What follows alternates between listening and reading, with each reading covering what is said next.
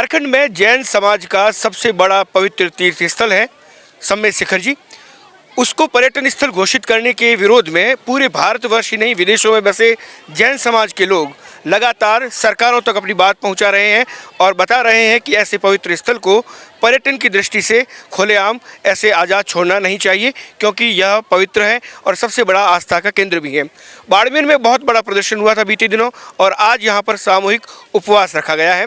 जैन समाज के लोगों ने शांतिपूर्वक यहां पर एक जुलूस निकाला और जिला प्रशासन को ज्ञापन दिया है। वो ज्ञापन क्या है, इन्हीं से जानते हैं। मुकेश जी, जैन समाज अक्सर व्यापार के क्षेत्र में बिजी रहता है, लेकिन सप्ताह भर से आप पूरे भारत में सक्रिय है एक मांग को लेकर। ये मांग क्या है, विरोध किस बात का है? बिल्कुल सही बात है। जैन समाज व्यापारिक समाज है और वो अपने व्यापार में व्यस्त रहता है। कभी धरने, प्रदर्शन, हिंसा ऐसे रास्ते नहीं अपनाता। सड़कों पे मुझे लगता है कि बाड़मेर के अंदर भी हम लोगों को सड़कों पे कभी आना ही नहीं पड़ा, लेकिन आज स्थितियां सरकार ने ऐसी पैदा कर दी है। मैं घटनाक्रम आपको सीधा सीधा बताता हूँ कि 2019 का घटनाक्रम है।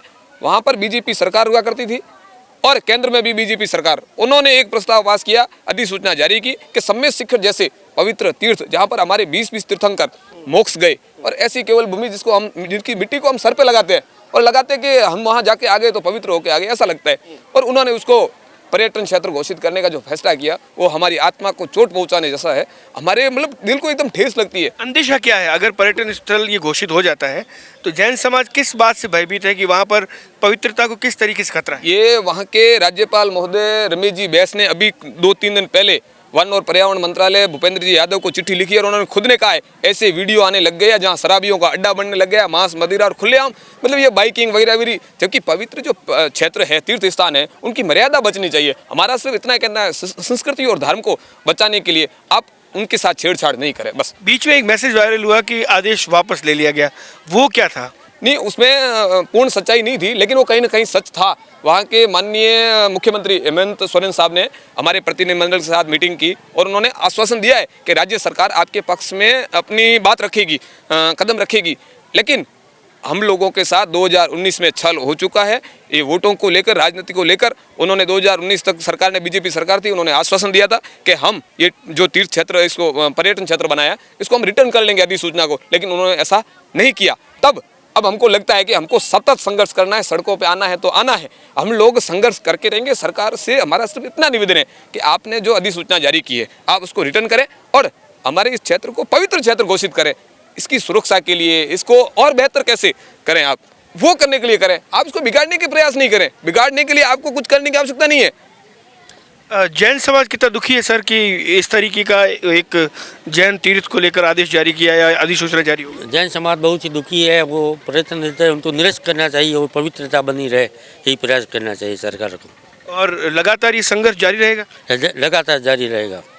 जब तक ये निरस्त नहीं होती है तब लगातार संघर्ष अनवरत जारी रहेगा।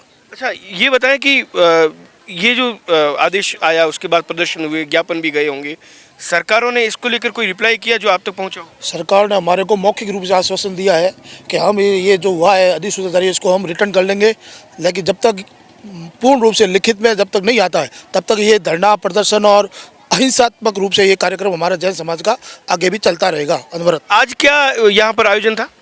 आज इस संबंध में उपवास से अहिंसा के तहत उपवास की तरफ हमने इसको ज्ञापन दिया है और हम तो इतना कहते हैं कि हम अहिंसावादी है और यदि हमारे इस पवित्र तीर्थ को जहां लाखों करोड़ों मुनि मोक्ष दिलाए, अगर उस स्थान को पवित्र स्थान घोषित नहीं किया तो हम जन्म मरण यानी कि जो भी हमें करना पड़ेगा, चाहे हमारी जान चली जाए, लेकिन हम पीछे नहीं हटेंगे और इस तीर्थ को पवित्र स्थान घोषित करा के ही रहेंगे। जय जिनेंद्र। बिल्कुल, आप देख सकते हैं कि इन्होंने काला रिबन भी बांध रखा है और लगातार विरोध कर रहे हैं इस अधिसूचना का।